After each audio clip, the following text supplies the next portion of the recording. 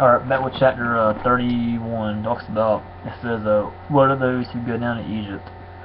It says, what are those who go down to Egypt for help and rely on horses, who trust in chariots because they are many, and in horsemen because they are very strong, but do not look to the Holy One of Israel or Christ, or consult the Lord.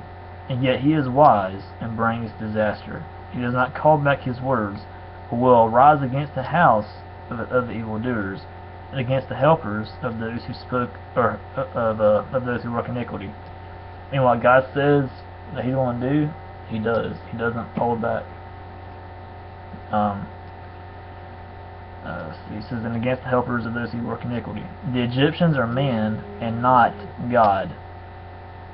Read that again, verse 3. It says, the Egyptians are man and not God, and their horses are flesh and not spirit.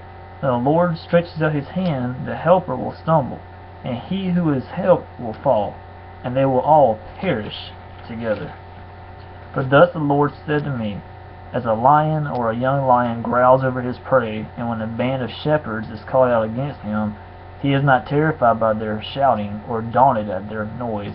So the Lord of hosts will come down to fight on Mount Zion or Jerusalem, and on its hill. Like birds hovering, so the Lord of hosts will protect Jerusalem. He will protect and deliver it. He will spare and rescue it. Turn to him turn to him from whom people have deeply revolted, O children of Israel, for in that day everyone shall cast away his idols of silver and his idols of gold, which your hands have sinfully made for you. And the Assyrian shall fall by a sword, not of man, and a sword not of man shall devour him, and he shall flee from the sword. And his young men shall be put to forced labor. His rock shall pass away in terror. His officers desert the standard in panic.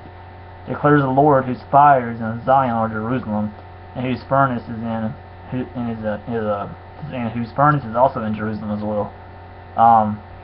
So that's chapter 31 about about God telling Israel what are those who go down to Egypt.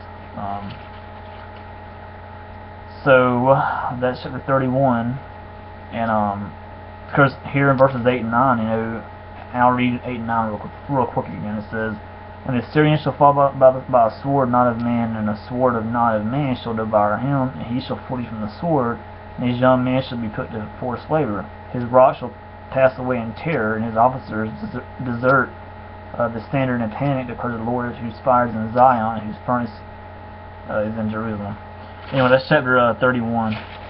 That was chapter 32 here shortly.